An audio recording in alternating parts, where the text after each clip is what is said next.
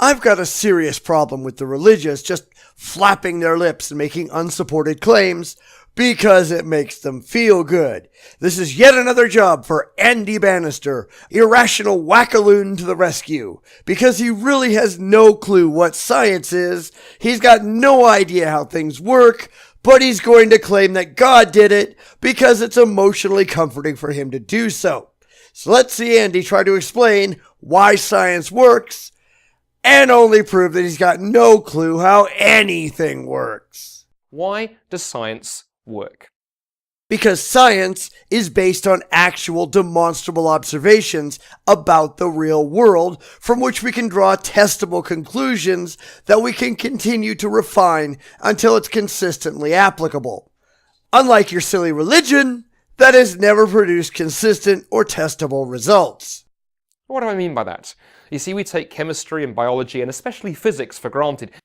No, we don't take them for granted. We've tested them and they have consistently worked. Unlike, say, prayer, which has been shown in study after study after study to operate at a rate no better than chance. And that's why rational people don't take prayer seriously. Science has given us incredible inventions and insights into the universe and the way that nature works. But consider physics for a moment.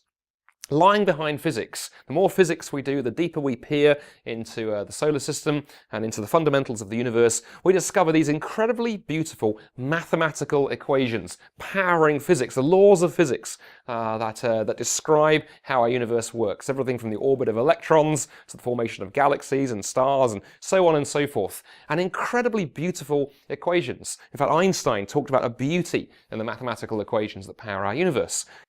You've got to remember that mathematics is a language we made up to describe things. There's nothing inherently beautiful about it, any more than there is about any other language. Whether you take some emotional comfort at it is irrelevant to what it's actually doing.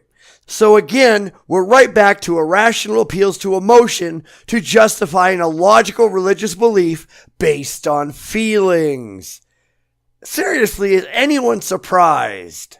Now that raises a question though. Why is it that mathematics and physics fit so perfectly well together? Why do numbers plug so well into the laws of physics? Well, maybe because we made up mathematics and physics. Because when you get to the point of quantum mechanics and theoretical physics, they only exist because they can be expressed in mathematical terms. And since Andy here is ignorant of all that, he's just spinning words to appeal to his audience, who are even more ignorant than he is. He sure isn't aiming this video at physicists and mathematicians. He's aiming it at the religiously gullible. But what's the problem? Well, here's the problem. If you're an atheist, what is mathematics? What are numbers? They are a language that we invented to describe things in the real world. Granted, mathematics can be used to describe things that aren't easily observable in the real world, but that doesn't change the fact that math and science are inherently intertwined and always will be. But I'm sure Andy here is going to pretend that math comes from his imaginary friend or some rot. Let's watch. You see, if you're an atheist, you have to recognize that numbers don't really exist, right? Numbers were just something invented by Mesopotamian goat herders sometime around the 2nd millennium BC to keep track of how many sheep and goats they had. They're just a kind of human counting system. Well, they do go back a lot further than that. Every human civilization has had some means of keeping track of how many of something existed. It was just formalized starting back in the Bronze Age. That's not when the idea of counting things came into being. We see that going back at least 1,000 years earlier that Andy mentions. But it's not just humans that have a counting system. Science has shown that many animal species can differentiate between different numbers. Many birds, for instance, can tell if an egg has been removed from or added to their nest. They know the difference between 3 eggs and 2 eggs. Goldfinches can tell the difference between how many seeds are in a pile. They're really good at differentiating 3 seeds from 2 seeds, and they only get confused when you get up around 10 seeds in a pile. The solitary wasp is another example, lays eggs in different cells and provides caterpillars to feed her young. She will put 5 caterpillars into the cell if the offspring is going to be male, since males are smaller, and 10 into the cell if it's going to be female. Not 8, not 11, 10. These things are instinctive and they apply to humans as well. Human children around 14 months will start to recognize differences in numbered groups and can reassemble numbered groups that they've seen and have been disassembled. This is not trained, this is inborn. But if that's the case, how is it that those things invented all those years ago, just that human invention, can describe everything from the curvature of space-time to the interior geometry of black holes or the probabilistic equations powering quantum physics? It makes absolutely no sense.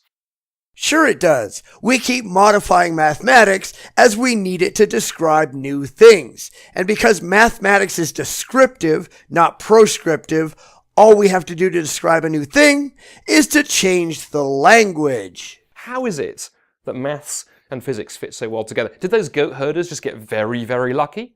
Or is something else going on? No, they started something that could be changed and modified over time to be effective across a wide variety of subject matter. Honestly, is Andy really this ignorant? Wait, don't answer that. We know the answer to that one. And in fact, a very famous mathematician called Eugene Wigner, in the middle of the 20th century, wrote a groundbreaking paper called The Unreasonable Effectiveness of Mathematics, in which he sets this problem out. And lots of people disagree with him. In fact, Ivor Grattan Guinness wrote a scholarly paper in 2008 where he disagreed with Wigner's hypotheses that advanced mathematics do not necessarily stem from real-world observations, but also disagreed with Wigner's idea that mathematics and physics in particular are entirely separate from one another. Indeed, as science advances, it requires an ever-evolving language to explain new concept, but as mathematics advances, it often opens new questions for science. Mathematics is simply the language that science speaks. It is not rational to think that the language of science is somehow not capable of describing the observations of science. It was designed to do exactly that. And in one sense, it's never been answered. A more recent, a contemporary astrophysicist called Paul Davies put it this way. He said, "This is one of the deepest mysteries at the heart of science. Why is physics shadowed by mathematical reality? Why does theoretical physics work?" We don't know if theoretical physics works. That's why it's theoretical. Once we discover that it works in the real world, it stops being theoretical and starts being practical. We think it's reasonable because the mathematics works and has been shown to be reliable in other instances. I mean, take black holes for instance. Einstein's equations suggested that there should be a place where physics as we know it breaks down. He proposed what these areas ought to behave like. And then mathematician Roy Kerr came along later, having solved the Einstein field equation of general relativity, and further improved what black holes ought to be like. And guess what? That's what they were like when we finally discovered them. Science works, bitches. I think as an atheist, there is simply no answer to that question. You simply have to go, well, it just does. Except I've already explained it. This isn't a mystery at all, except when you hold to a different irrational worldview, and because you can't prove yourself right, you have to find some other way to explain why everyone else is wrong, even if they're not. Which I'm afraid is nonsense, and is actually a step outside of science and into irrationality. Talking about religion again, huh, Andy? As a Christian, on the other hand, I can say, well, there's a very good reason why numbers and mathematics and all of these things plug together. Because numbers and mathematics are the product of mind. Yes, our minds. And lying behind the universe is not the dumb knocking together of atoms. The ultimate reality is not physical. The ultimate reality is God and his spirit, and God is the ultimate mind. And mathematics exists in the mind of God. The God who created the world of numbers and mathematics and abstract objects is the same God who called galaxies and particles and quantum physics and planets and stars and you and I into existence.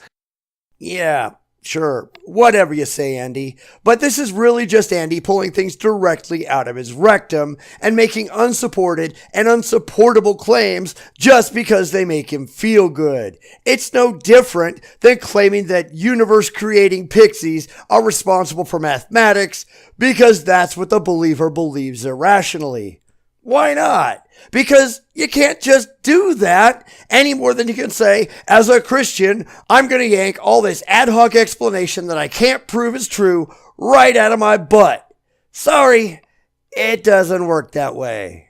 And that means we can study the universe using our minds that God gave us to uncover these beautiful phenomena there in physics. But at the same time, we don't just get to know about the artist and his works. If Christianity is true, which, as we all know, you're not even going to attempt to prove. And that's kind of the problem, Andy. You're just throwing all this pie-in-the-sky nonsense out there, pretending it means anything, when we all know that it doesn't. Especially what it says about Jesus, then the one who created mathematics and the cosmos and you and I, then took on human flesh and stepped into history so that we can not just know about the Creator, we can get to meet him personally.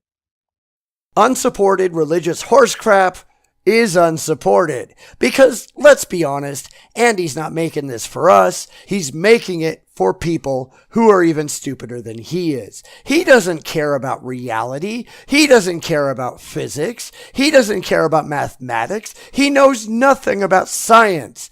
All he knows is he wants to talk you into believing in this unsupported, unsubstantiated, and irrational belief about imaginary men in the sky.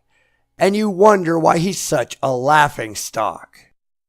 And this is something that we see time and time and time again across the entirety of the irrational spectrum. It happens in religion, it happens in politics, it happens in social discussions, and it's a complete mess, and far too much of humanity is so emotionally involved that they just can't step back and examine their positions intellectually. And that's why I'm firmly convinced that religion isn't the real villain here. It's overblown irrationality. It's people being unable to tell the difference between objective reality and their own wishful thinking. Religion is just a symptom of the problem. A very dangerous symptom indeed, but one that's disappearance won't solve the real issue. People need to be more rational. People need to deal with reality. And until that happens, we're all doomed.